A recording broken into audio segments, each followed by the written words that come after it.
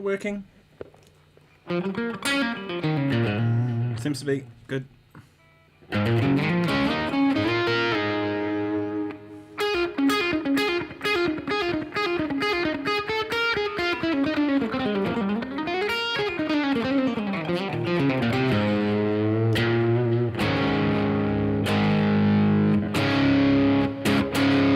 Yeah, I'm gonna play a track. Why not? Is that mic in stand shot? Just. We can go there. Okay, this is Funk Fusion Mixolydian guitar backing track in G7 band. Why not? Do what I usually do and just jam along to a track that I've never heard before. Live on the internet.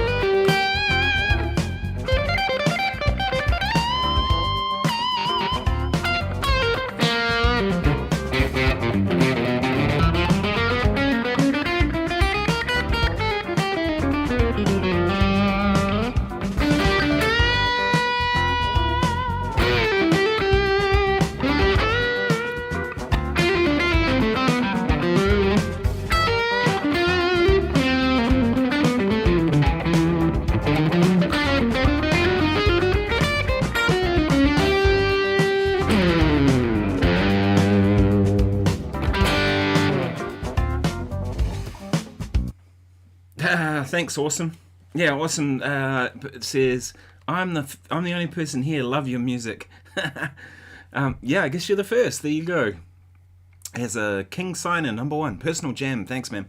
Yeah, I've just started the live stream. I usually like to start these live streams just by playing for a little bit. I don't know, maybe it's just me. Maybe it's just me, but I find if someone has something to say about music, and I don't believe that they can actually play, then it doesn't hold the same kind of weight with me.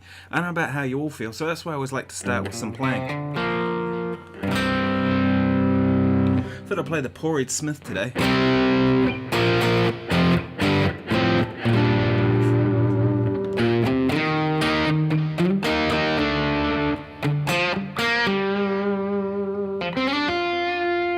On the bridge pickup.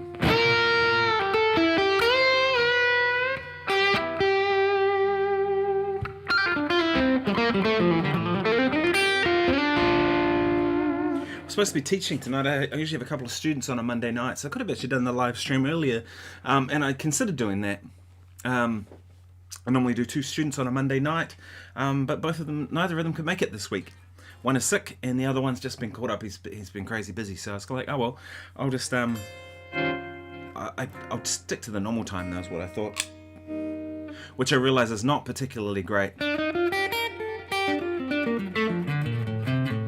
5 p.m. 5 o'clock, so whereabouts are you if it's 5 o'clock? Because it's 9 o'clock here in New Zealand. Australia by some chance? Tampa is in Florida.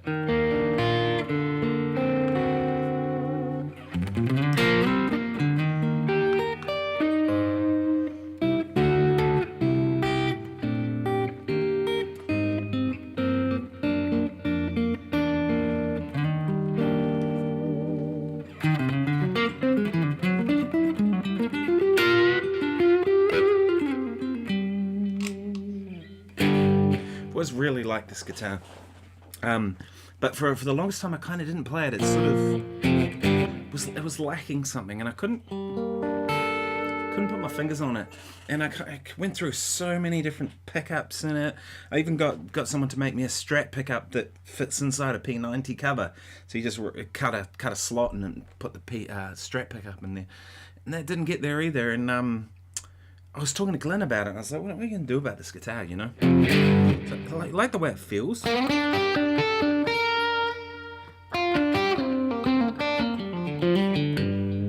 like the way it sounds. And then he was like, oh, look, he goes, maybe try a different type of P90. And I was like, man, I've had P90s and a bunch of guitars. You only play drums and harmonica and no guitars. Oh, fair enough. Well, thanks for being here. I appreciate you being here.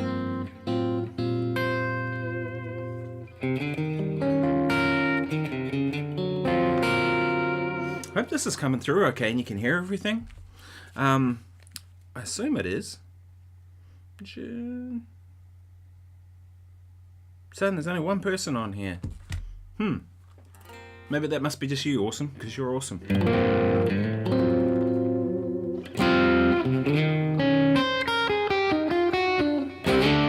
But yeah, I was talking to Glenn, and we were talking about what to do with this. And I said, you know, I kind of got this idea. I find with P90s, they kind of push a bit hard. So I sort of thought, well, let's try some lower output P90s, a little brighter.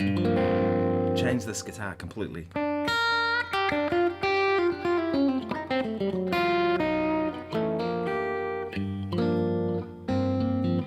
actually have a gig with a harmonica player on Friday night with Neil Billington. We're going to be doing with a 4-piece band, so drums, bass, guitar and harmonica, and he sings as well as playing harp. We're going to be playing the blues, so it'll be a blues gig. So speaking of which, why don't I play a blues? Why don't I do that? Let's go shuffle blues, see what comes up, and I'll play some blues. Shuffle blues backing track. Let's see what...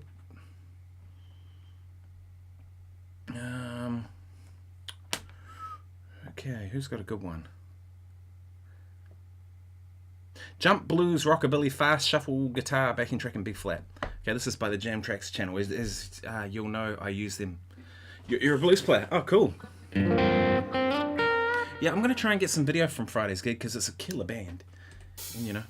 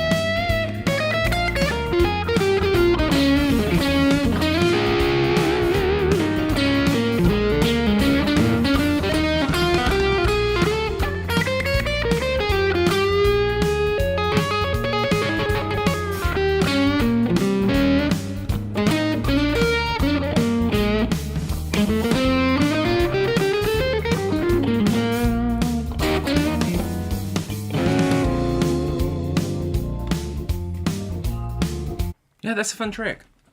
What is going on? Seems odd.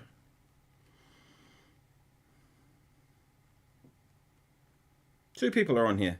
Okay.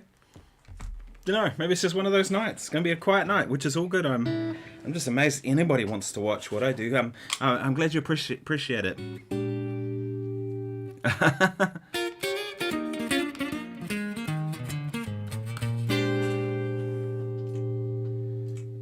Let's do that. There we go. Delay's off. That's a bit better.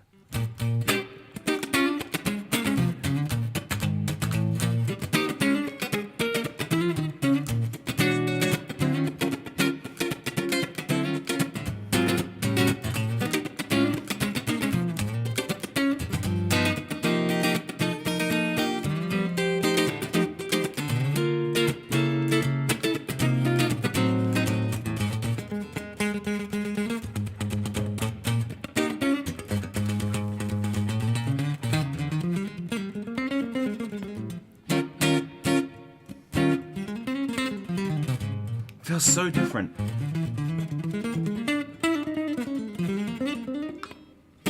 I've been playing the Strat a lot lately, and this just something about this guitar just feels so different.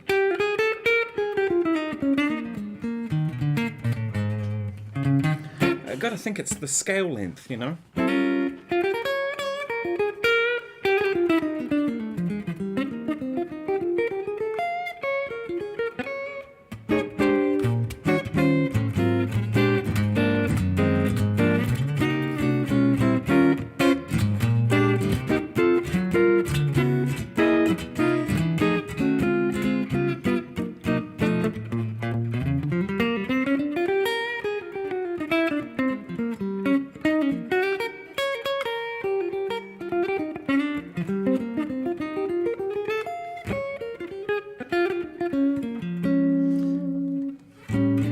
Man, I'm glad you like it. Thank you very much.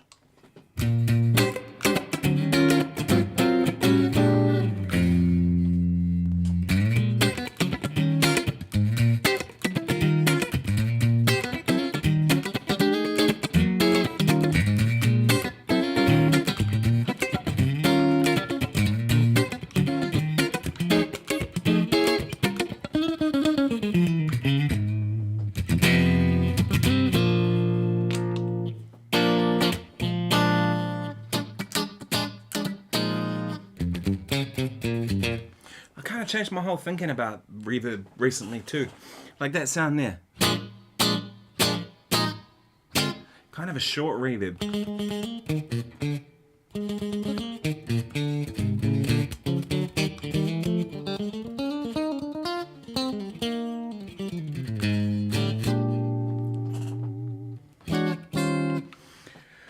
Hope I haven't done anything wrong with the stream. Seems weird that it's not seeming to be going out in the world. Yeah, so... Oh yeah, no, there's a few people on here. Okay, cool. Yeah, so I've spent most of this evening looking into a new website. And I was thinking, like, maybe I'd ask your guys' feedback and see, like, what do people think I should put on a website? Like, I was just going to do something kind of basic. You know, just some information, the contact form, that kind of stuff, you know. But then I thought, actually, there's kind of an opportunity here maybe to do a little more with a website. What do you think?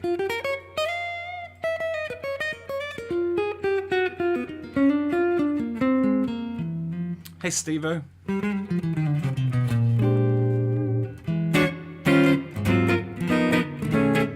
Never been to Tampa. I'd love to. One day.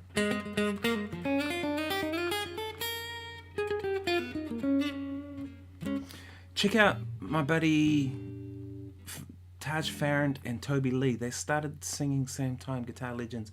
Awesome as anything they know the kids grow up. Great, man. Oh, cool. No, I heard the name.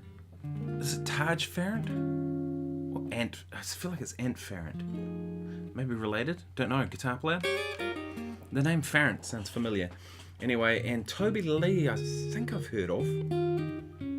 Kind of blues, country rock type singing guitar player, if that's what I'm thinking of.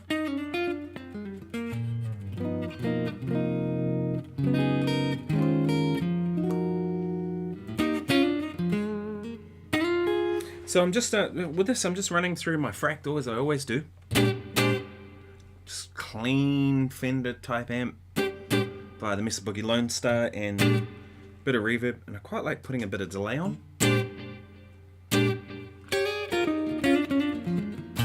But I've been using this Keeley Blues Disorder for overdrive lately. I love that pedal. It's got an OCD function. I have an OCD. It's sitting on my board. The only reason I took this one off my board and put the OCD on is that this one, the switch stopped working, and I'd run out of contact cleaner. So I figured that's all it was just a dirty switch, right? It was like intermittent. So I got some contact cleaner and then sprayed it out. And I'm like, now it's working again, which is what I thought.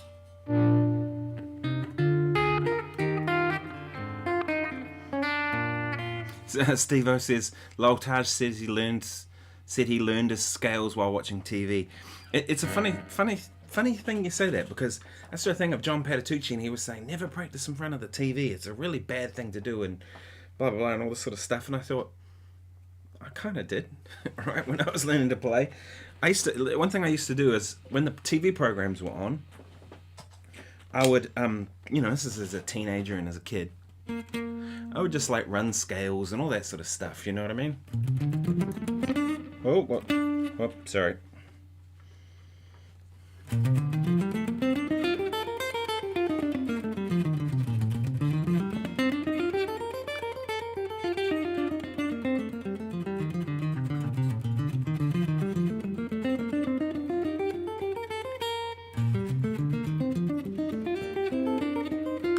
This sort of stuff, and I did that for a while, and then as soon as it got to the adverts on the TV, what I'd do is I'd try and figure out the adverts and learn how to play them all. Because the thing I found interesting is that most adverts are 15 to 30 seconds long, right? So you've got a split chance of getting it, and they don't normally repeat until the next adverts. Maybe you'll hear the same one more than twice, but generally not within the same ad bracket. So you got to kind of catch it real quick. It was really good ear training, because you had to you got to be you got to be quick, right? And so I found that that was a really good thing to do for my ear training. So I'd do that, and then when the TV program was back on, it was back into running scales and doing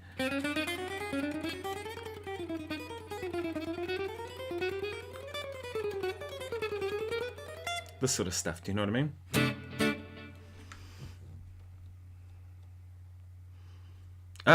Steve says, damn, bro, I live there. We moved from MN. I'm not sure what MN is. Minnesota, maybe? A girl I met online, but I'm back in Welly now.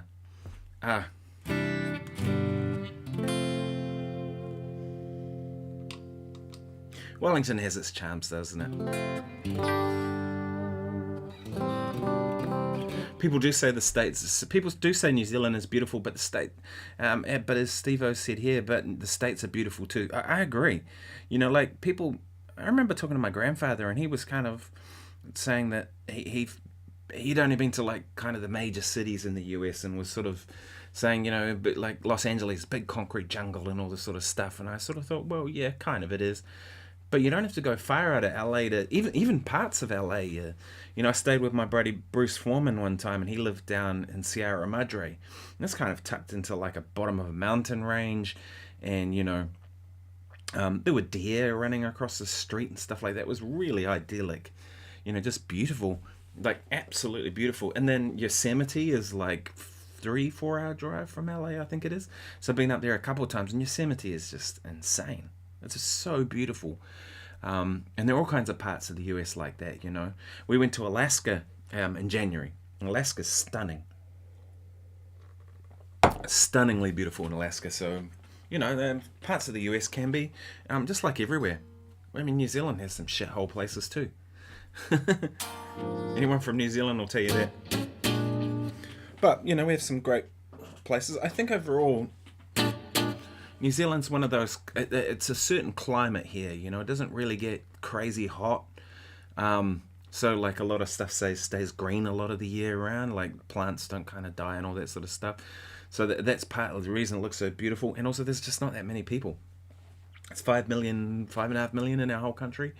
And the bulk of that, kind of are all centred around Auckland, 2 million people. So the South Island, there's less people in the South Island than or the whole of the South Island than Greater Wellington, which is about 500 and something thousand.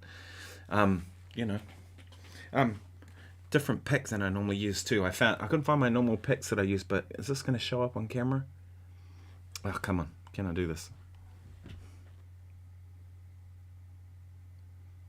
So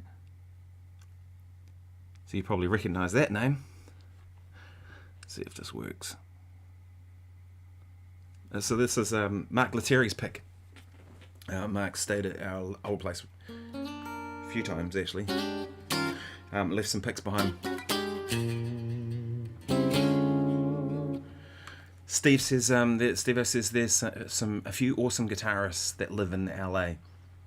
You could say that again, right? I mean, Bruce Forman for one. I talked about a minute ago. You know, Bruce is a badass. In my opinion, there's nobody that plays straight ahead bebop better than Bruce. Period. Living guitar player, that is. I can't think of anybody that does that thing better than him. You know, it's insane. And then, of course, there's Larry Coons in LA, who's also an amazing jazz guitar player, but with like a... Yeah, I've known Mark for years. Mark first came out to New Zealand probably about 10 years ago with Snarky Puppy, and he came around to my studio. We did an interview which is on my channel, kind of an old video now, but you know, we sat and chilled out and chewed the fat, and then he's been out here a few times actually. With I got him to come into the university maybe about 7 years ago, I think it was, when I was teaching there, and do a workshop for my students, which was really helpful. And I had hoped he was going to be out here when Snarky Puppy were here in May. They only came to Auckland. They didn't come to Wellington. But his wife just had a baby. And the baby was due like literally the week that they were coming to Wellington. So, excuse me, the week that they were going to Auckland. Because I was going to go up and go and hang out. I know Mike League from that band a little bit. I know Mark better, but I know Mike a little bit. And Mike had offered me some comp tickets, so I thought, man, I'll go up. But then I ended up just having too much on here to do, so I couldn't. So yeah, but I did see Mark in January. We both ended up at this gig at the Baked Potato, which was sort of a guitar hang. It was Oz Noy and Andrew Senewick. For those who don't know Andrew Senewick, he's an LA studio guy. Kind of does similar to what I do here, but based in LA. The new Superman movie, that's him playing guitar on it, you know what I mean? All kinds of stuff. He's an awesome guitar player. And Oz Noy, the New York funk fusion-y kind of guitar player. And I've met Oz a few times. I actually took some lessons with Oz when I was in LA maybe 7 or 8 years ago. Forget now, but some time ago I took some lessons with Oz, which was cool. I've known Andrew for a little while too. He's a super nice guy. So we went to their gig and Mark was there hanging out, and Alan Hines was there hanging out. If you guys know who Alan Hines is, Alan's an awesome guitar player. I first heard of Alan through his association with Randy Crawford.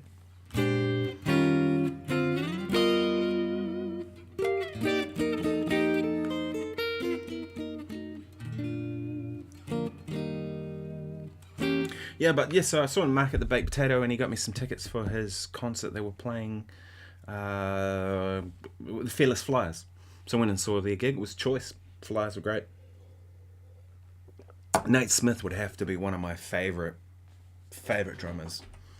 And I've seen him twice now. I saw him with Adam Rogers, with the Dice Trio, with Fema Efron, and with Nate, of course, and Nate and Adam's badasses.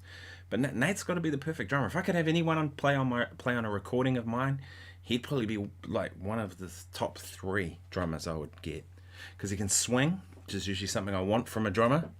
I want them to be able to swing.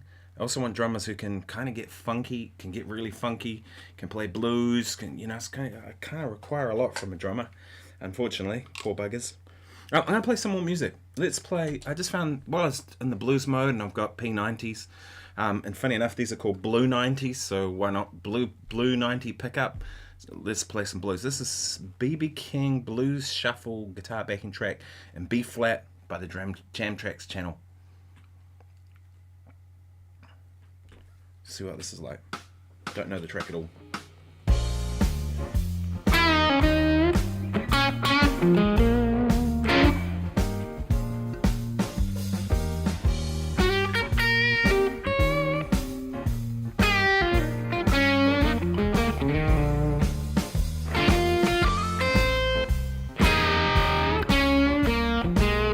Maybe I should play more like BB.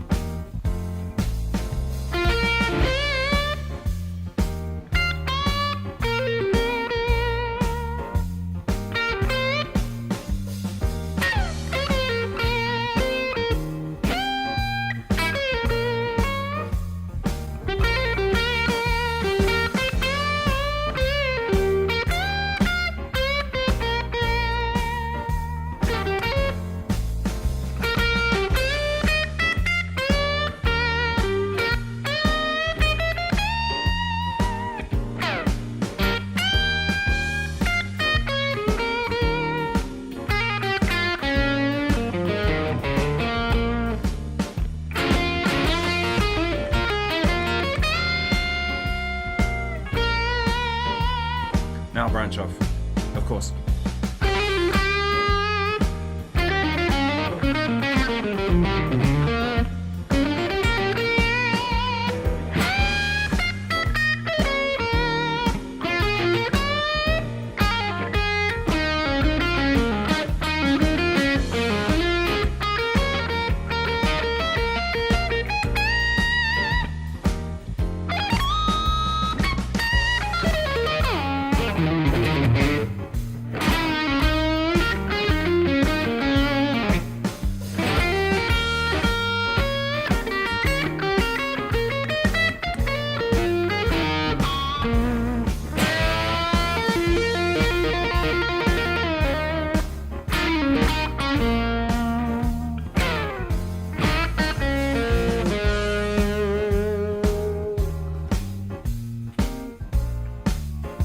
Yeah, it's a fun track.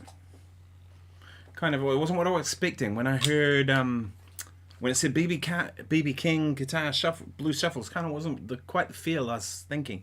I was thinking something a little more kind of sitting back on it. A few comments here. What'd you say? Wow, you got the great ones, dude. Thank you. What a band just with your friends. Go for it. Yeah. I've done a few records with friends, and but it's probably time. It's time for a new album for me. I'm pretty sure of that. And I started writing some new stuff. So I've had some stuff that I've been demoing over the last 4 or 5 years. But I've got some pretty strong ideas about a new kind of album, what I want to do with it. So I won't say anything just yet, but that's what I'm doing. But back to the website too that I mentioned before.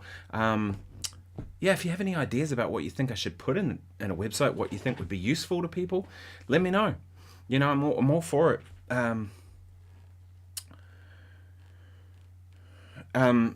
Yeah, it's, you know, I was thinking there could be an opportunity to do some stuff in there instead of just like having it as almost like a holding page, which is what I've been thinking. You know, I just needed a basic website, but I was thinking maybe I should include some kind of blog or something like that, or, you know, because that might be useful. I don't know. Do people even kind of visit websites that much anymore, right? Or do we just kind of go to social media instead as someone's website? I don't know. Maybe I just need a holding page. I don't know. Let me know, people. This is just water in a somewhat half wine glass thing. This is, I'm going to try a different tact now. Let's go, I feel like playing some fusion-y stuff now.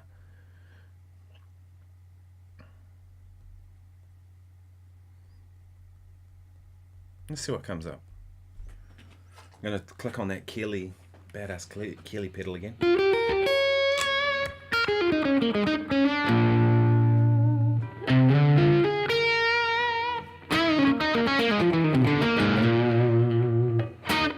One of the key things I think that made this guitar kind of come alive was putting a treble bleed in here. Because if I'm finding it too dark, I just wind the volume back a little bit, you know? And that kind of, I'm just going to scroll down a heap. Right, what did we get? The same Funk Fusion Mixolydian backing track. Santana backing track, which I've done. John Scofield backing track, which I've done. New Orleans, okay, here, New Orleans Funk blues. I've done blues. Screw it, do it anyway. New Orleans funk, blues, and C guitar backing track. Jam Tracks channel again. Why not? They got some good tracks.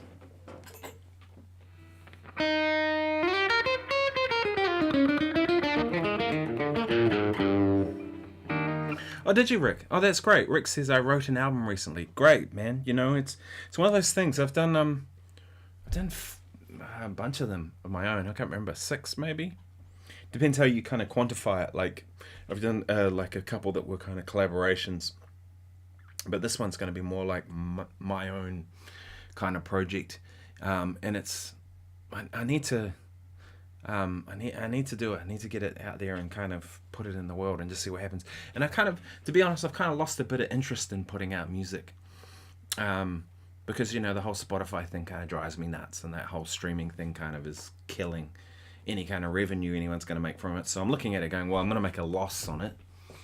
And then I kind of have thought, well, do people like, how do you get it out in the world now? Do you know what I mean? And then I was thinking, screw it. That's why I was just like, screw it. I'm just going to do it anyway, and then see where it goes, you know, and do you know, take a different. I always like with each album to do a different project. And they're not, you know, some people make the same album 10 times over. That's not me at all. Like the last album I did, Reamped, which you can get on Bandcamp too if you want to get it. It's free on there, so I'm not making any money out of it. Unless you want to pay for it, then you can. But it's free. I just want you to listen to it. We did that in Los Angeles, and that was a collaboration with a drummer and a bass player, Ben and Dylan, and we just played some, wrote some tunes and did some stuff. But with this next one, I'm thinking like, you know, a more arranged kind of thing. Oh, you made it. Awesome. Oh, thanks for subscribing. I appreciate that. Anyway, here's this New Orleans funk, blues, and C. Let's try that and see what it's like.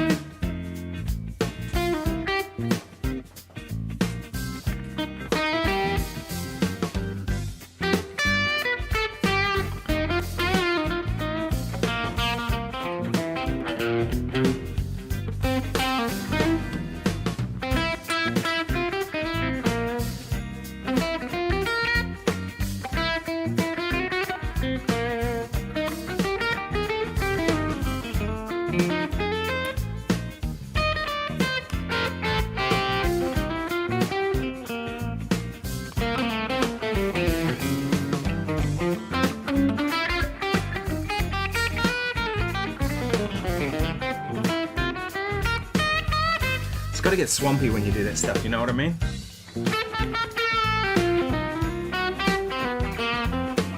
That's to kind of get like kind of slower on stuff.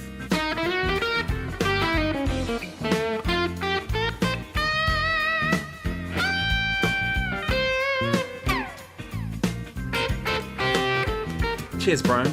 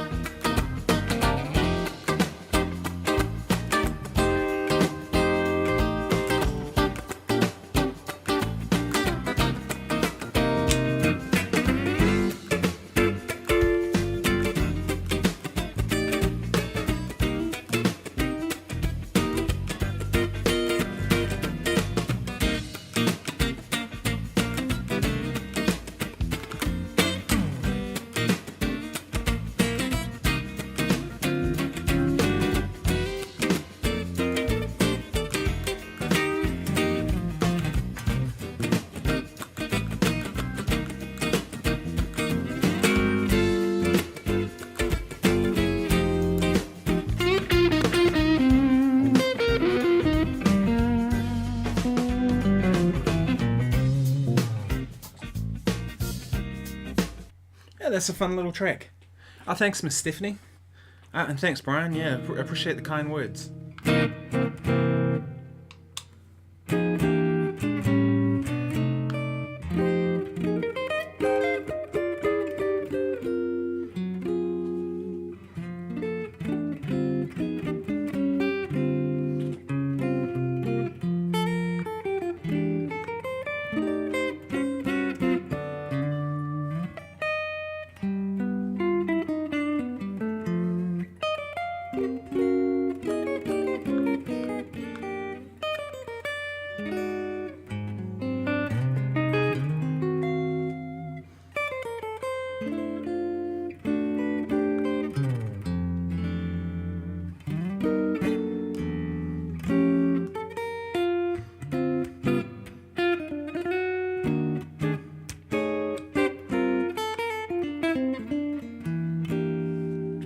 P90s work really well for playing jazz stuff, you know?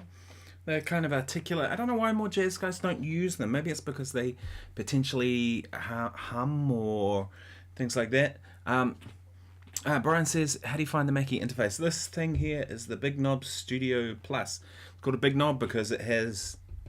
Big Knob. It's okay. It's not great. I wouldn't really recommend it. I've had it for a while. What I do the things I do like about it is you have 3 set of speaker outputs. I can't really show you the speakers because they're on that side of this camera, but I've got speakers set up here, and then I've got another set of speakers sitting in the hallway, which are going to come in here. But having multiple speaker outs and 2 pairs of headphones is just built into it. It's handy. It works really well as an interface with your phone. You can just plug an adapter in and then plug your phone in and use it. So I sometimes do that, especially if I don't want to do short form content. I find that actually works really, really well. The preamps in it are garbage. They're absolute rubbish. You seem to need a lot of gain, and you don't get a particularly good sound out of them. They're quite a dark sounding preamp. So I actually you can't see it, but under my desk here on the rack is a Black Lion. It's called a B173. It's basically a 1073 Neve type console, and I use that because it's I'll just give that a little more gain. I use that because the preamps in here are rubbish. But in a pinch you can use them. With the Fractal I go in direct. So it has 6 inputs. It's okay. Underneath it you can kind of see the edge of it here. This is a Tascam 1608. I use that sometimes. It has a lot of inputs. It has 16 inputs, and it's got 8 preamps on the front of it, all with their own control. Preamps in this sound way better. But this doesn't mix. There's no real mixer for it, and as it's an old interface, you can't really get any software for it. There is one that I've got that's the latest software, and the routing in it is rubbish. You can't really do much with it, so it's really only good if I'm going to be recording. But if I'm doing stuff like this where I've got my iPad set up here to through a stereo channel, I've got the Fractal through another one, I've got a microphone through another one. I want to be able to kind of hear all those and individually mix it and then sum it into the computer for the live stream. So yeah. Awesome says he's really good. That's why I'm here. Thank you very much. Any questions?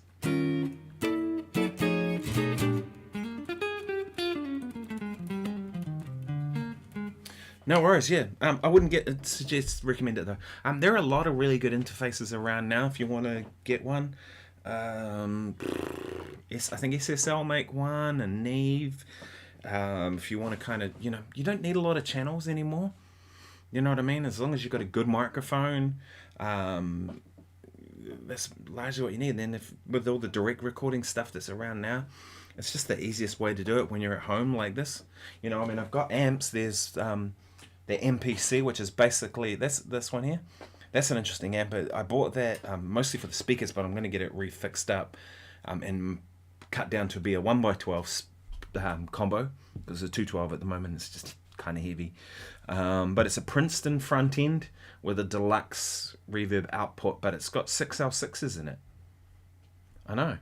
6L6s, but they're the small bottle 6L6s, something I'd never seen before. Kind of like what you got in the Fender Pros from the Tweed era.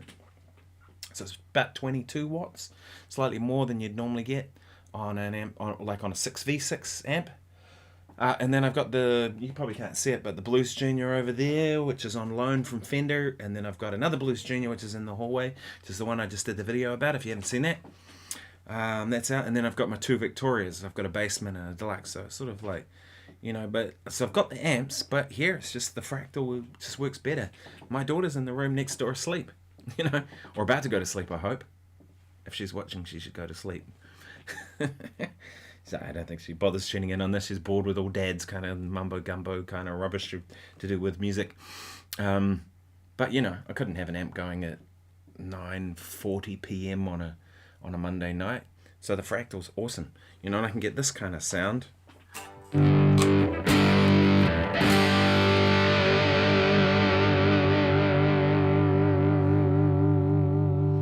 There's no way I could do that with an amp and get that to sound any good.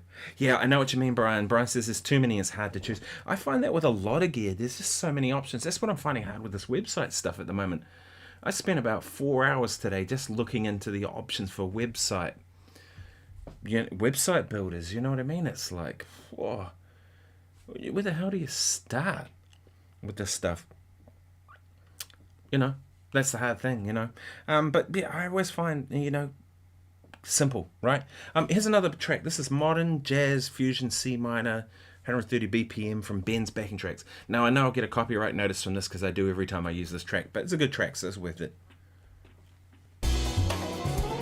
No doubt you'll have seen all the commentary from Rick Beato and various people, Rich Scholl, about copyright notices, but we won't get into that unless you really want to.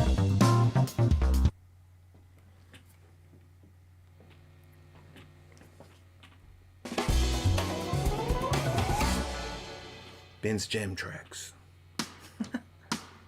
C minor.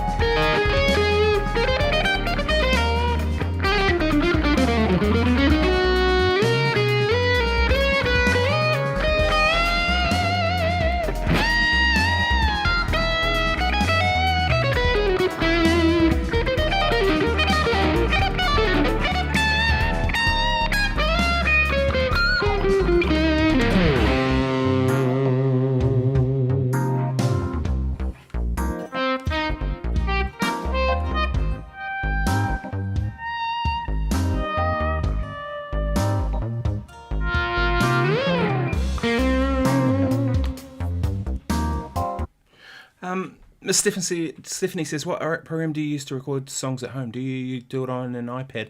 No, I don't. I don't record on an iPad or an iPhone.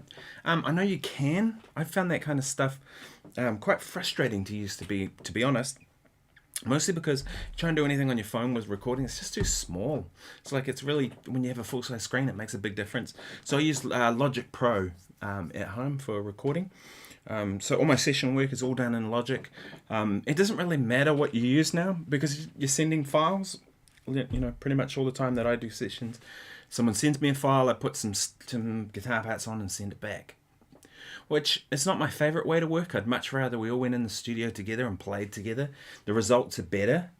Although, in saying that, I saw a Tim Pierce thing where he was talking about overdubbing, and he was saying that it's most of his favourite albums had overdub parts on it, and he talked about Queen for one, and David Gilmour and people like that, and it made me think, yeah, that's some of my favourite music too.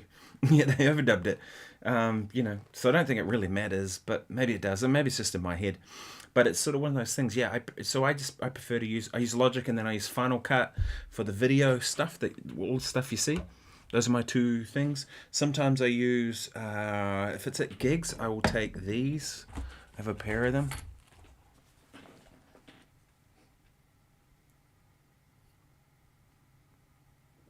DJI Osmo Actions.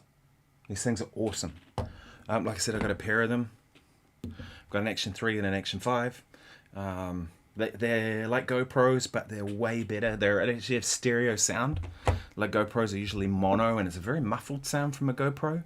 Those actually have proper audio that sounds good. Because, GoPro's designed to go underwater or designed to be strapped on someone's helmet and then ride a bike down a hill or something crazy, Whereas these can do that too. But and the other thing too is these are way better in low light. I've got a couple of GoPros sitting up there in the cupboard. Never use them. I use these instead.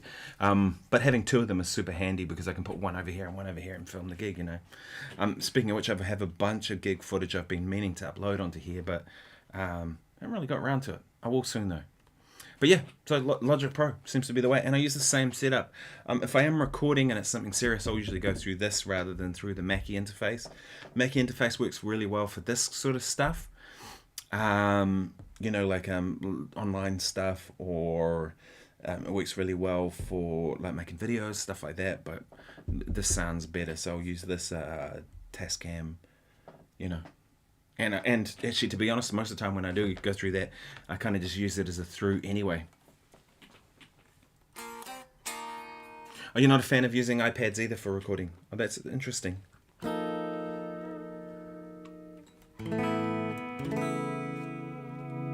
Yeah, I think that I don't know what it is about using the iPad. To me, the iPad, I want to sit down and watch a movie. Or YouTube or something,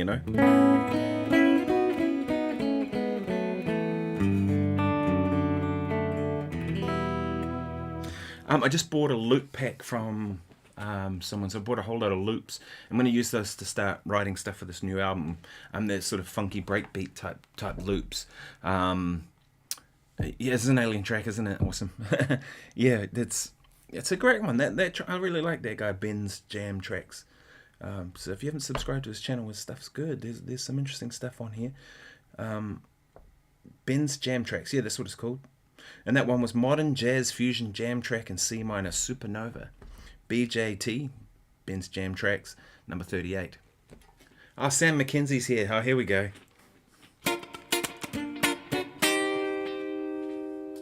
Just for you, Sammy boy.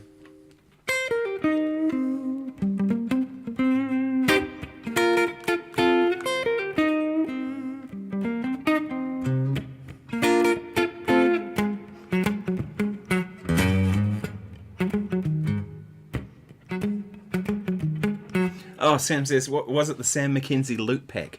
Dude, you need to put one out. I'd buy it. I said the same thing to Jacob Randall the other day at their gig at library. I was like, dude, he's built up this online following, and so have you, Sam. You guys, dude, you're Instagrammers, these young cats, and people want beats. AJ Hall. I don't know if you know who AJ Hall is. He's a drummer from Florida. plays with John Cleary. I met him when he was here with John Cleary, and we sort of chatted a few times on Instagram and stuff, and I noticed he's been putting out drum packs galore, and that's pretty much what he does now, you know, like, is just put out. Unfortunately, he got flooded out in that whole mess that happened. AJ's a cool dude. He's awesome. Yeah, and they got flooded out, so they had to kind of strip his whole house back, you know. All the jib board was basically put the plaster lining on the walls was cut up to about 6 feet high to kind of remove it all, and poor guy kind of went through all that. But he just put out packs, you know. People want it, because for me, the one thing I find when I'm writing stuff is I want inspiration, right? I don't play drums. It's the one thing I can't do when it comes to my music. I can play guitar, I can play bass, I can play piano, keyboard parts to some degree. I'm not a great keyboard player, but the drums is the one thing. So there are some apps I have, of course. I have the DM1 drum machine. If you can see that. It's kind of a cool app that I use sometimes, and I just make beats in it.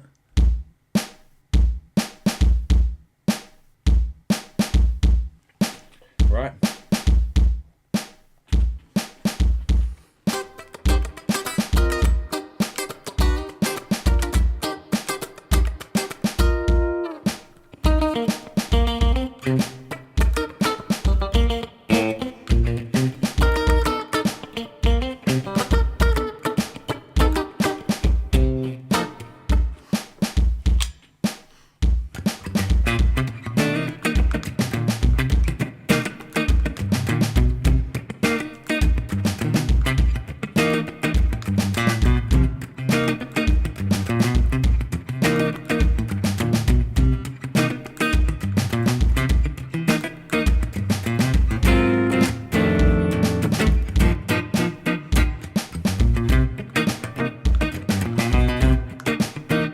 You can see there's like that inspired me to come up with a little,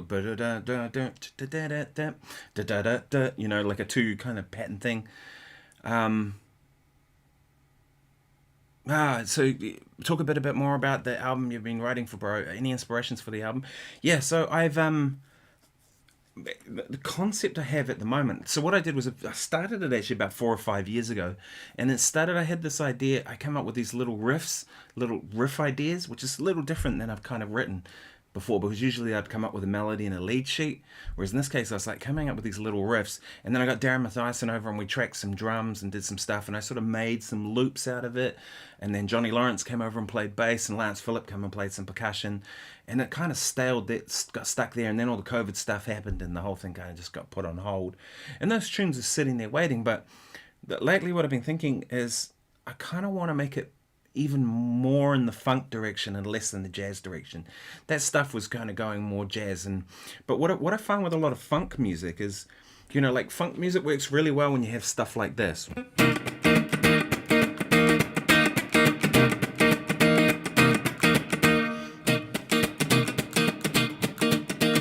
You know, these kind of 1-chord groove type things like that. But if you want to get,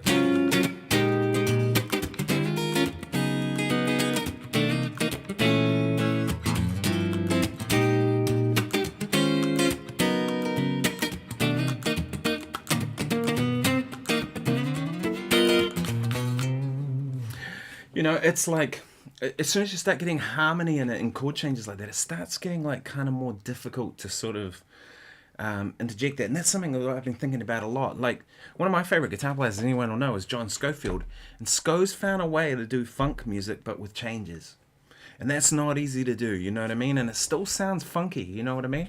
And so that's kind of what I was thinking. But my idea of this album is to be more structured and less improv. Still room for improv, and maybe when we play this stuff live we'll improvise, but I had the idea to do that. So at the moment what I'm thinking is those tracks I've done before, if I was to do any more, well, they're going to sound so different from the new stuff. So my idea was come up with some more stuff, you know, maybe try and get 20-30 tunes together that make sense, and then get together with a band, put a band together. And I was actually thinking about hitting up probably Dave Weckl, because you know we talked about it when he was here about doing some stuff together, and I spoke to him in January, So I don't know if he'd even be interested, but he's someone who'd be kind of ideal musically for it. It's got the kind of right kind of groove about what I'm thinking, but can do all the variety of stuff. Then you'd have a consistency across it, the same drummer on the same stuff, or a Nate Smith or someone like that, you know, be really great. And tracking the stuff with real players so that there's a consistency across it instead of like random loop 1, random loop 2, Darren Mathews stuff, Lance Phillips stuff, drum machine stuff off my iPad, and kind of putting it all together. Dennis says, greetings from Burlington, Ontario, Canada. Oh, hello. Greetings from Wellington, New Zealand. Nick, are you into old drum machines and or keyboards? Yes, I love that stuff. I really do. I don't really own much at the moment. I'm kind of running out of space because of all the bloody guitars. You know, there's a few back there, as you can see. There's 3 over here. There's a wardrobe of them there. There's a few more there. And there's a bunch upstairs as well. You know, because I make my living doing this, so I'm not saying that to brag. I need these instruments to be able to do different things. Now, this guitar sounds completely different from, can you see that one there? Sounds completely different to the Paul Reed Smith just there. And of course, acoustic guitar is going to sound way different. Because, you know, I need the right tools for the job when I'm doing sessions and stuff. And when we used to do a lot of TV stuff back in the day, that, you know, you needed the different guitars. So, yeah, Keith Carlock, man. I was listening to some Keith Carlock yesterday, and I actually sent Lance Phillip, a local drummer here, a good friend of mine who I've been playing with for 25 years. Sent him this Keith Carlock clip. It was like a 20-minute drum solo, and he just basically grooved for 20 minutes. It was freaking fantastic. And that's one thing I like doing too. Like, not so much in terms of writing songs, but in terms of practice. I'll often put on drum things. My favorites are the more groove guys like Steve Jordan or Keith Carlock. I'll show you what I mean. Keith Carlock, for those that don't know, is the drummer with Sting and Steely Dan, and I first heard of him with Wayne Krantz, but he's been playing with everybody, because for good reason. So this is Keith Carlock full, ! 20-minute drum solo at the UK Drum Show 2024, and this is from Gretsch Drums USA. Now what I mentioned, I like to practice with this stuff is just putting on a drum solo groove thing like this and just playing along and seeing where it goes. And the interesting thing is you're kind of absorbing that person's groove.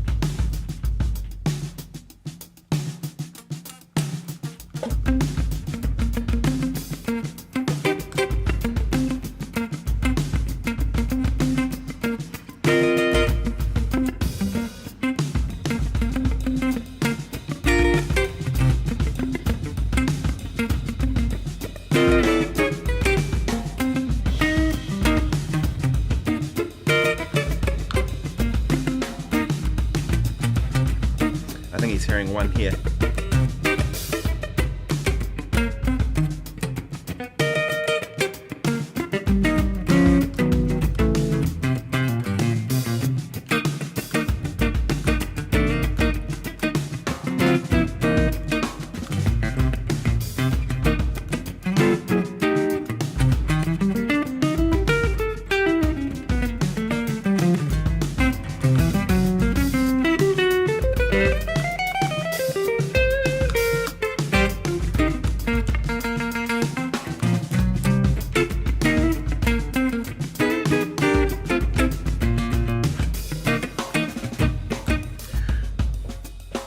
And you can see out of that, like I'm having to adjust a lot because he's playing a drum solo. It's not like he's playing a groove. He's playing fills, and sometimes, you know, sometimes people will speed up across the fill. They'll slow down. They'll play dynamically across it, all that kind of stuff, and because they're not thinking about what they're playing with someone else. He only has to think about what he wants to play, doing it by himself.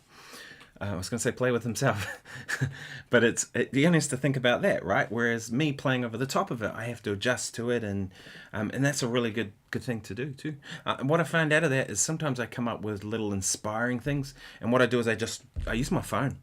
Do you guys do that? Do you guys and girls, do you use your phone to kind of document your stuff? You really should. I use the voice app and I just put it on. Most of the time I just grabbed an acoustic guitar and I just play the little idea in and kind of document it. So that's what I was thinking for this new album too. There's a whole lot of voice memos in there. Just little ideas that I don't make money. Did something wrong? Yeah, well, sometimes I feel like I don't make money at music either. Tell me about it. It's a funny business, the music business, you know what I mean? It's especially now.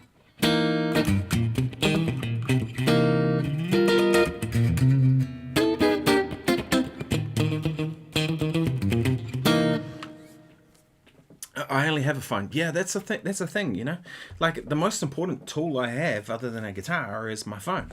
It's my phone for everything. It's my metronome. It's my note taker. Like I said about recording things. It's how I actually opened the email program on my computer today for the first time. I just do it on my phone now. My friend Roger Mannon's a really great saxophone player in New Zealand. He had a great thing to say about email, and it's stuck with me. What he said, what he does is he goes, if someone emails him, he replies straight away. He's like, don't leave it, because then you feel guilty, right? Like if you don't get to it the next, like straight away, you'll every time you go into your inbox, you'll see it and you'll feel guilty. So what he does is he replies straight away and never more than one sentence, right? Because we feel we have to do these big long explanations about things and that, and he's just like, someone emails him and says, "Can you do the gig?" "Yes." Send. That's it. That's as much as you need to think about it to do it, like instantly as soon as it comes, you know what I mean? And I thought, that's great. So it's just what I do on my phone now, you know what I mean? Miss Stephanie says, definitely, I use my phone to record lyrics or any riff that jumps into my head. It's a game changer in that, eh? You know, think about what people had to do when like even 20 years ago to kind of put an idea down like that, you know? Used to have to use a little Zoom recorder or or even a tape machine. I had one of those little tape Walkmans. Do you remember those? It had a little microphone on the front of it. I used to record ideas on that. I actually remember having lessons with people and recording on that little Zoom recorder. I've got some recordings of the jam with John Schofield. I've got some on there. I've got some recordings of the lesson I took with Peter Bernstein is on there. It's funny, isn't it? It was so difficult. And the thing is, you wouldn't wipe over anything because it was just such a hassle to do that. You just get a new tape. Imagine that, getting a new phone. When I did that Mike Stern tour, I was showing him some stuff on my phone. And Mike, I wanted to play him something before one of the gigs. So I got my phone out, I'm showing him something. And my phone came up with that little message that you get, the 10-minute. Oh, that's my dog, James, by the way. Come on. He gets picked on in our household at Christmas time. Where was I going with that? Oh, lost my train of thought. Bloomin' James, he distracted me. Oh no, but Mike Stern. I was showing Mike this thing on my phone, and it came up with that message. You got 10% battery left or whatever. And he goes, "Man, we're gonna have to get you a new phone." He just didn't know that you could charge, or he said, "We're gonna have to get a new battery for your phone."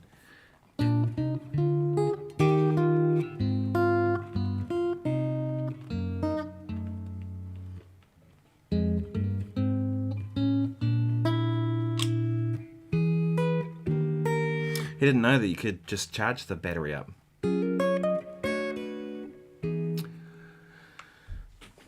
Yeah, it's funny though, isn't it? Like, we have all this gear available to us now, drum machines, virtual instruments up the wazoo, all that kind of stuff, and yet people don't make as good music. I know I sound like an old man saying that, but I don't think music is as good now. I think that a lot of it, the things that at least what I want to hear out of it, it's not happening the same. There's still some good music being made, don't get me wrong. But, compare the top 10 pop songs of right now, compare that to like 30, 40 years ago, they're not even in the same ballpark, you know what I mean? Like Stevie Wonder, right, was a #1 pop artist, right?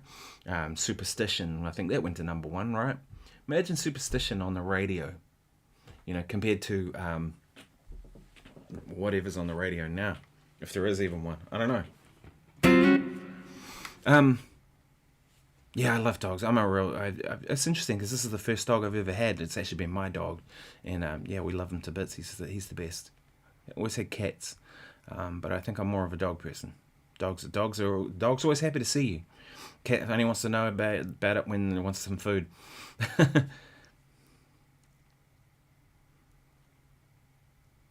Oh, Steve says, "Lo, I loved it. I met that dog. He broke through the door during our guitar lesson. He's good like that, isn't he? He just barges in. He doesn't want to be missing out, or he'll sit at the door going, "Go let me in." Possible to show us a simple progression that you love to just jam to, something with a lot of depth or space you like to go outside within the chords. Yeah, there's heaps of them. Actually, one thing I did today is I was doing some practice, and I put on Incognito. It was Charlie Allen playing, and Charlie sounds badass, you know. Charlie's great, and it was I forget what the song was called. It was the first song on that Little Big Beat thing. It was C minor, A minor, A flat over B flat, F minor. Da da da da.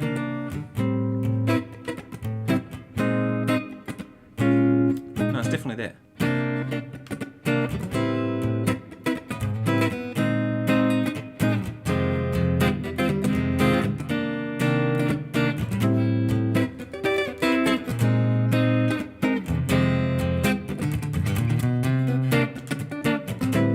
You know, that's an interesting kind of chord progression, isn't it? It's the C minor to A minor. They're unrelated, right? A minor is related to C major. Right? So, it's kind of like that's happening. And then A flat over B flat, out of key again. Then the F minor is kind of related to the C minor, so it sort of brings it back.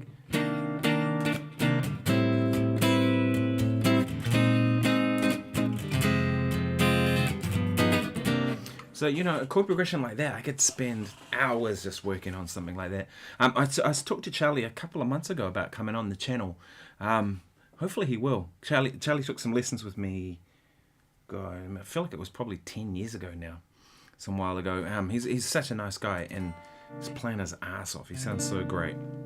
So it'd be great to have him on the channel and, you know, be able to kind of pick his brain about things. So that chord progression like that, like I mentioned, there's so many possibilities. You could take something like C minor 9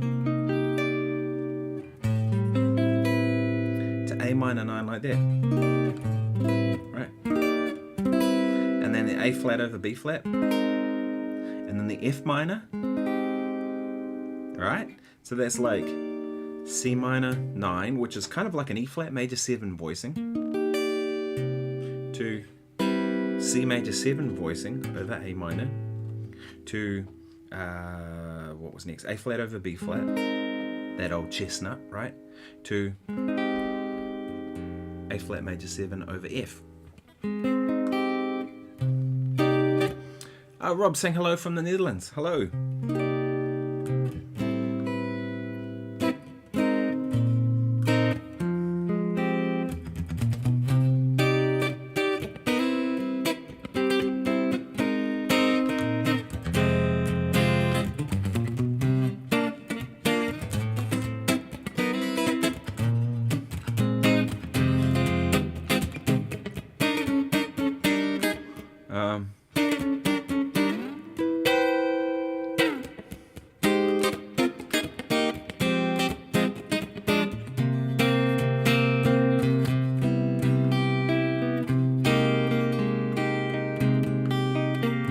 So there's an interesting kind of possibility, right? C minor, and then C major 7 over A, right?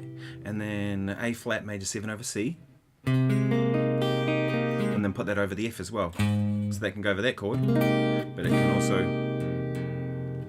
right? So you can see there's like a...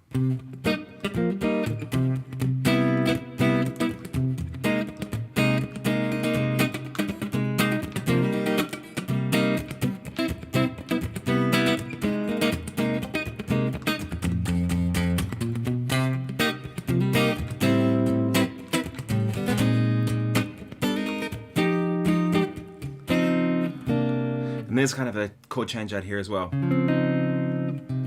The D flat to lead back to the C minor, you know. Never been to the Netherlands. I got a friend there, Jens Larsen. You probably all know Jens. I've asked Jens to be on the channel too, so hopefully we can get him to come and be on here as well. Jens is a jazz guitar player, educator, you know, really great guy. We were hanging out in January at the NAMM show. He was probably the person I hung out with the most, actually.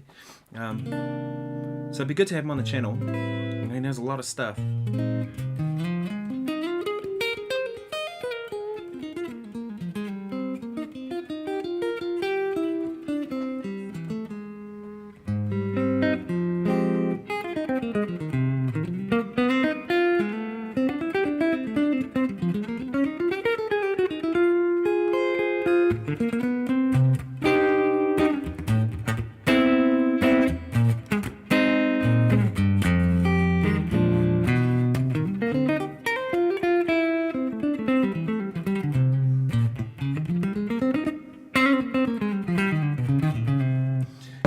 So many possibilities on a chord progression like that.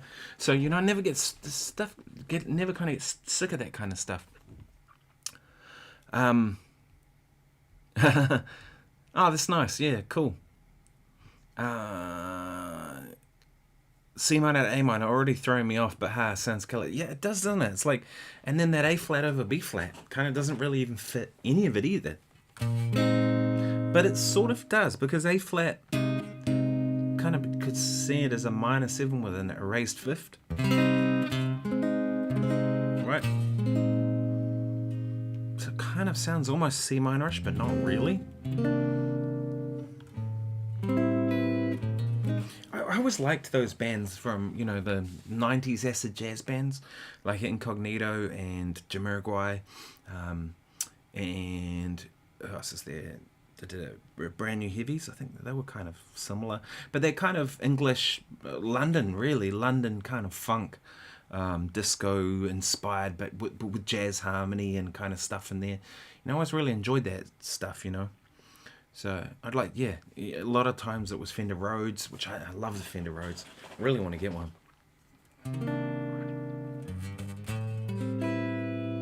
Even that.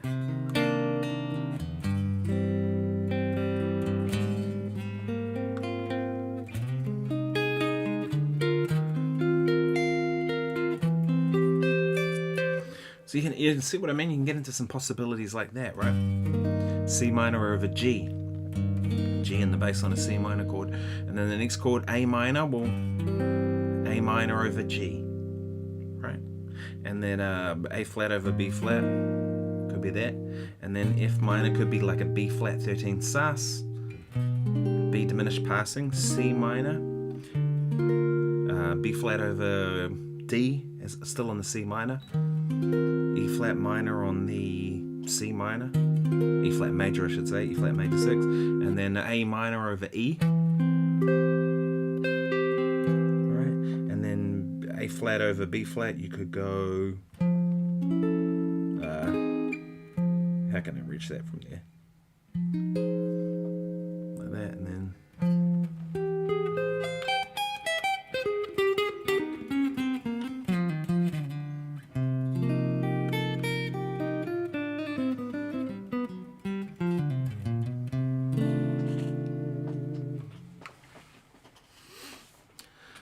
yeah, thank you. Thanks, Miss Stephanie. Yeah, it's just I love Jamiroquai's music. It was great when you had Rob Harris on your channel. It was great. It's so great to have Rob on here. We've been talking about that for a while and just really struggled to make it happen in terms of timing and stuff, you know. And Rob's wanting to do more stuff online nowadays, so it sort of all kind of fell into place quite nice. You know, I really like that stuff. You know, things like 7 Days in Sunny June. That's one of my favorite of their tunes. What have I done? Oh, there.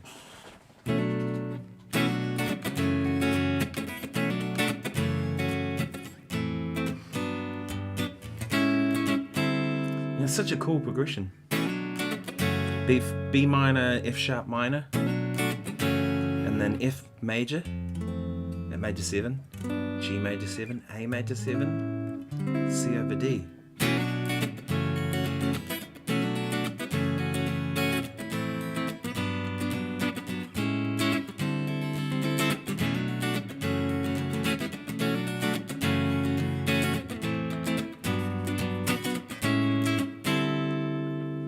heap of possibilities even just playing on those chords.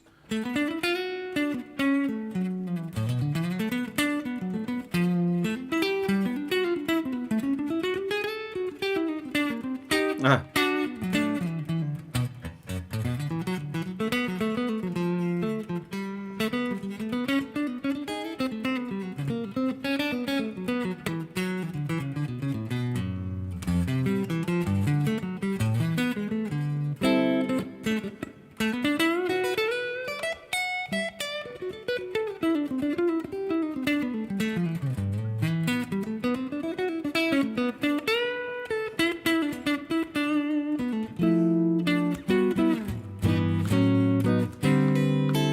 And the other section of the song,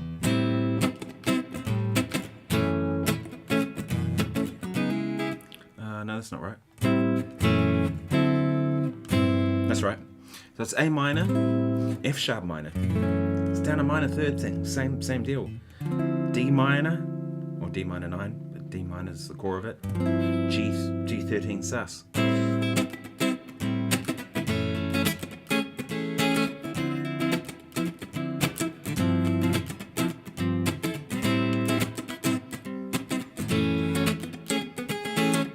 I love that Rob was saying too that with songs like that, you know, they just kind of, if it got too diatonic, Jay would get bored with it, you know, so they always had to try and find new ways to kind of take it outside of being very diatonic, which when you think about the kind of funky disco inspired music they do, you know, it's usually quite diatonic, isn't it? So they would try and find these ways of kind of putting kind of more interesting harmony. I always really enjoyed that, you know. Hopefully I can get into some of that on the new album.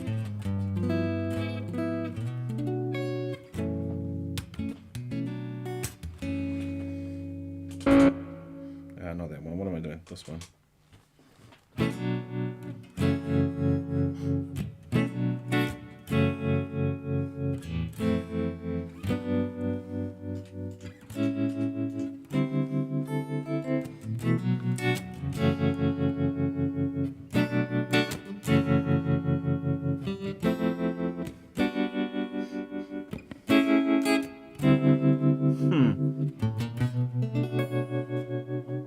The other thing I want to do too on the new album is a whole lot of stuff, but using a guitar to do it. You know, like trying to make it sound like a Fender Rhodes and, you know, make it sound like some kind of synths and different stuff. Do you know what I mean? Like, because why not? It's a Fractal FM3. So you can't see it, but on the floor down here under my desk, I have a FM3. The amp model is the Texas Star with a 1x12 cabinet, and I've just put two virtual mics on it, an SM57 and a Royal 121, which is pretty much what I do in the real world, and it's just set everything flat to about 6, you know what I mean? And then there's a bit of reverb. The Fractal the thing that people don't talk about the Fractal stuff is how good the effects in it are. It's a beautiful reverb. And then of course I can add delays. And then I'm using this Kelly thing to kind of drive. And that's the blues disorder, which I really like. And then I have an Ampero switch as well, which I've done a video about, and that just gives me a little more control. I have one side of the Ampero switch is always set up as a boost. In fact, I can probably show you. So much so that this never ever changes. I have to put it in front of my face or the autofocus will try and... That's what they always are. Doesn't matter what. And as always, label your stuff. Because you'll forget this sometime and someone will go, I don't know whose it is. And they go, oh, it must be the sound people's. And they'll throw it in a box and you'll never see it again. Pardon me. It's not expensive, but this was a big one. Because now I can run... so I have this one always for boost. And I have a volume block, and I can always, it's 3 dB louder. So if I need a kick up for a solo or a melodic line, or say the band just starts creeping up and I've got nowhere to go, bang, I can slam that in and I'm good.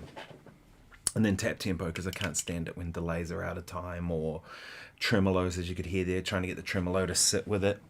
It's quite important. Used to own a Roland VG88. You can get a lot sounds with it, guitar modeling, different pickups and guitars. Exactly. Yeah, I've got a guitar synth in the other room, which I never use. But I have, you can't see it, but on my pedal board wall, in the cabinet back there, I have a Boss SY1 synth pedal. So I want to use that on the new album. And actually, you know, not necessarily for like lead parts that are very forward, but more supporting parts. So like keyboard pads. You know, one of my favorite bands of all time is Pink Floyd. So, you know, things like that. What the hell's it called?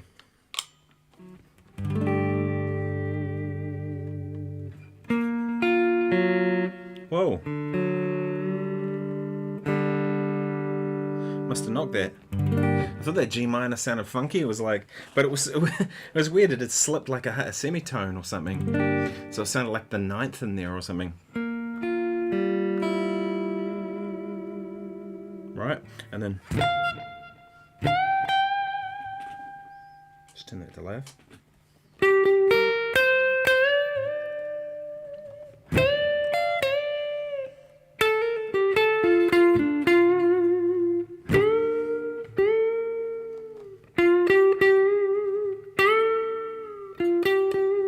Really want to be playing my Strat to this.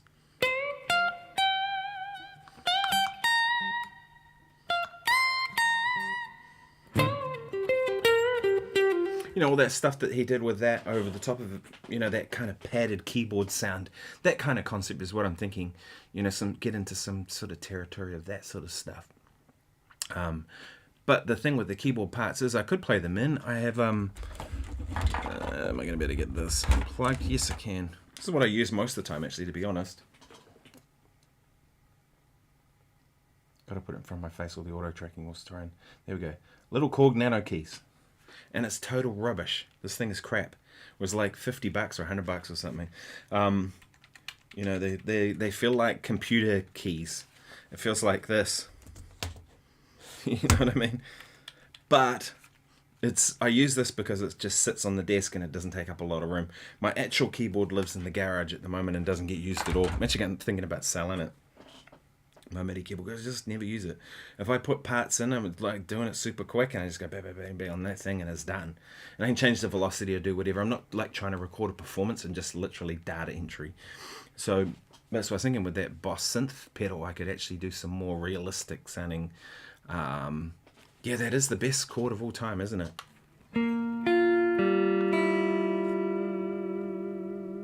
Got the wrong sound for it. It really needs to be... This will be closer.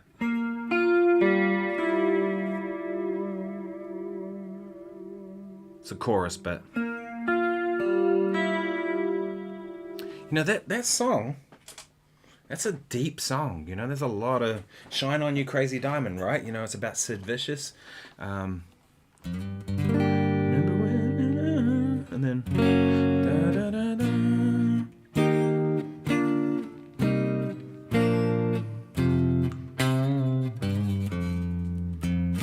You know, that's some cool harmony, right? G minor, we've established that, and then hell no, we're just going to go down to F sharp straight afterwards, right? And that sets up a B flat, which is the 5 chord to take us to E flat, runs down, B flat over D, C minor, and then da da da da.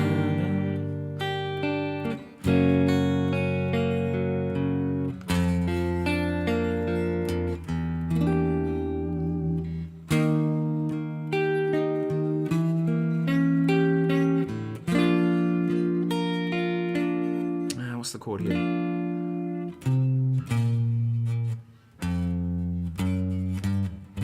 Whatever it is.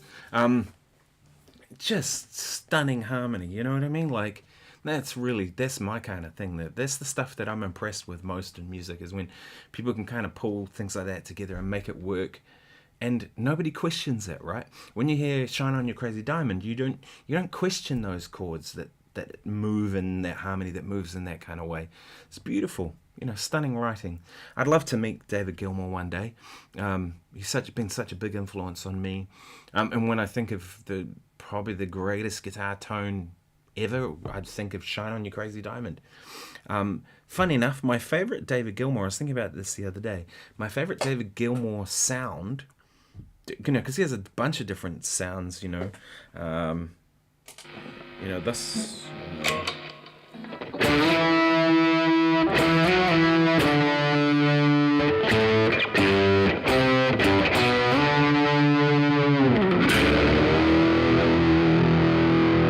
This sort of stuff, you know what I mean? Like, there's a different sound, and then the sound that he has on Comfortably Numb and things like that.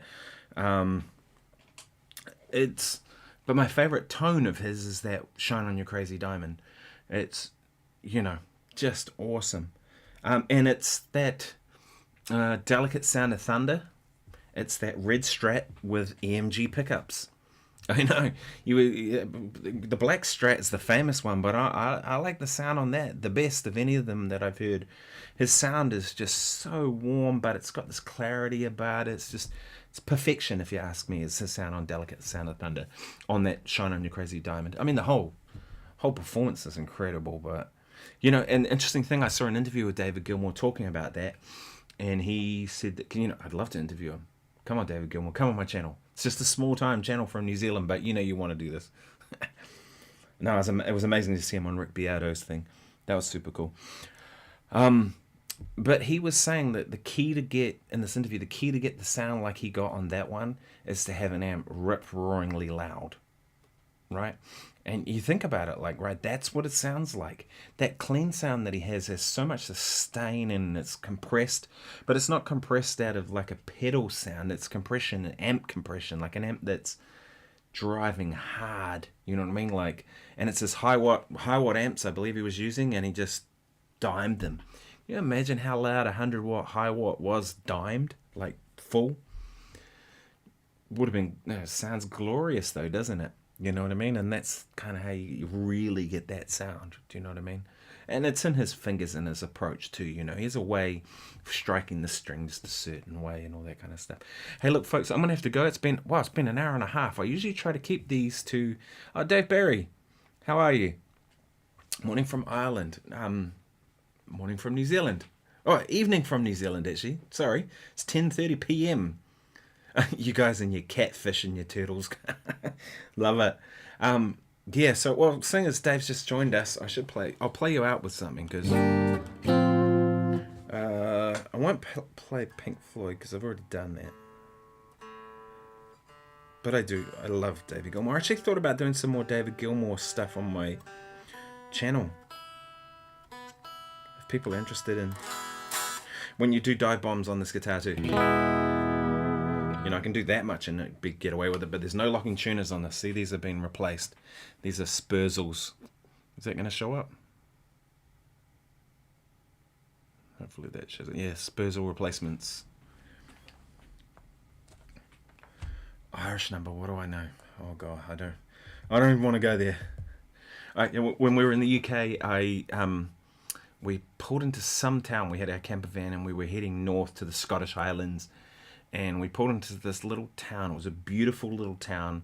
It was had a road that sloped gradually down, and that was basically the whole town. And on both sides of the road were these beautiful old buildings that looked like they're about 1,000 years old. They looked like the gingerbread men houses, just stunning. And so we pulled off the road. We found a pub. We went and had dinner there, and then we asked them, "Can we park up in your parking out the back for the night?" And we're heading up to the Scottish Islands, and they were like, "Yeah, do that." So I sat outside and I was playing guitar for a little while, and I heard this music in the distance, and I thought, I'm gonna go for a walk and go and see where that's coming from. And I found this little river, and on the other side of the river was a wedding in a marquee. And they had an Irish band playing, and I sat out there for an hour listening to them. Unbelievably good. Was killer. Absolutely killer musicians. So, blew me away. Seriously. That was some of the best playing I heard in the whole time I was in the UK. Any requests? What should I play? Play a jazz tune, a blues? Here's what we'll do. Jazz tune, blues tune, fusion-y type thing, funk type thing. Let me know in the chat, and then I'll decide which one to play, because I'm gonna have to wrap this up soon. This is way longer than I normally do on a live stream.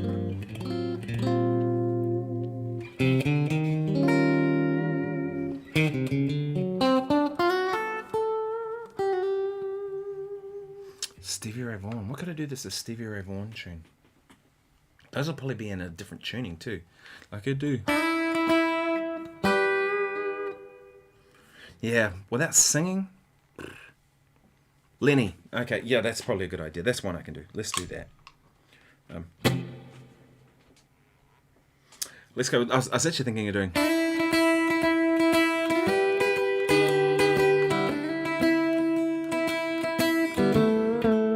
And then the backing track would come in E flat. And I'd just be like, whoa. You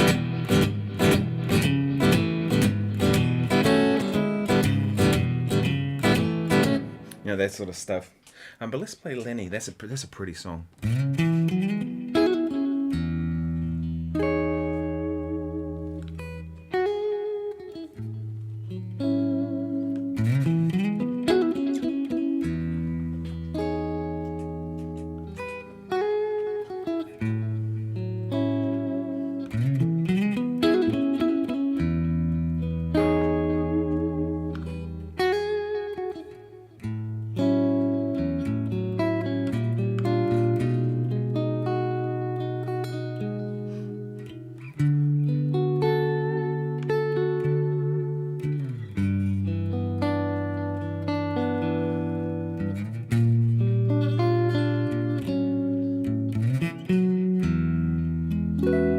Stop reading the comments and focus on what I'm playing.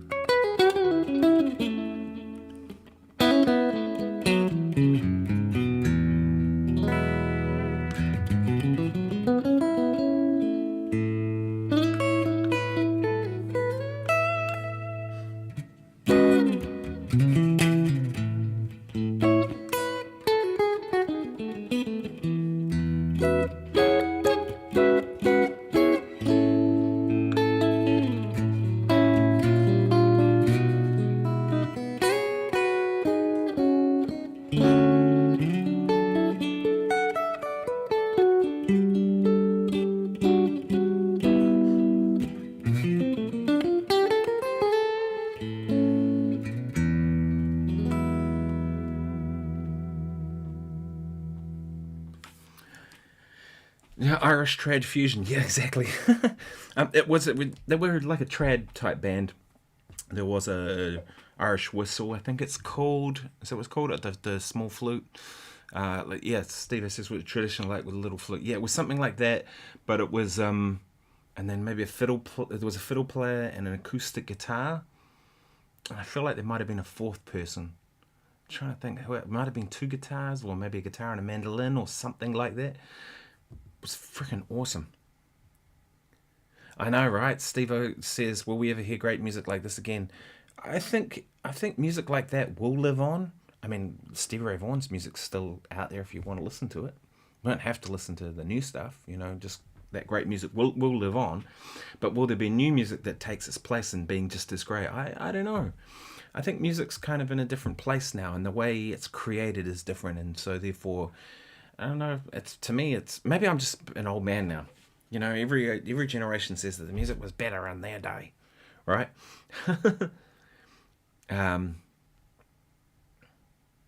We joke saying you repeat bacon and cabbage, rashes and sausage in your head should hit the correct rhythm patterns.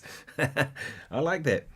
My friend Roger Sellers, who's sadly passed away, a really great drummer that I played a lot with back in the day, he used to say, he had all these little sayings for rhythms, you know, and one that stuck with me is hippopotamus. And hippopotamus is 5, right? Hippopotamus, hippopotamus, hippopotamus, hippopotamus. You know, like how do you get to, right? 1 and 2 and 3 and 4 triplets. 16ths. That bloody delay. Right. 1, 2, 3, 5.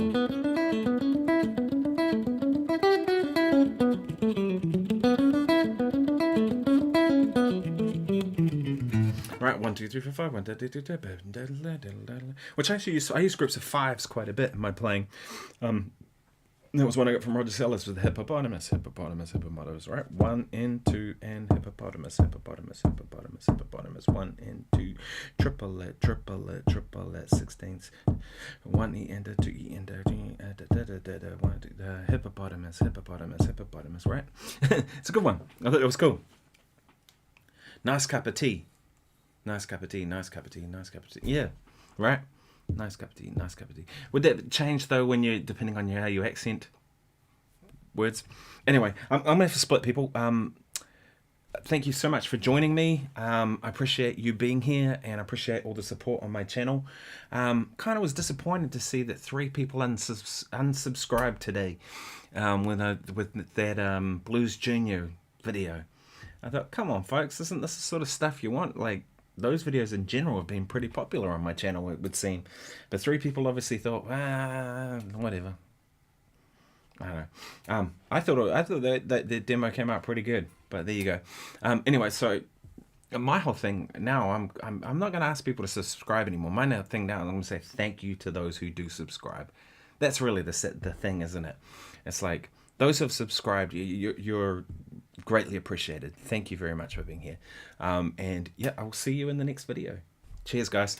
Have a good one. I'll try and get some video footage from Friday's blues gig with Neil, harmonica player. We're gonna do it'll be like some Chicago blues and some funky kind of stuff. A little bit of, yeah, that's what I think too. They're missing out. It'll be some funky blues, like it'll be a mix of kind of blues styles. Could be a good one.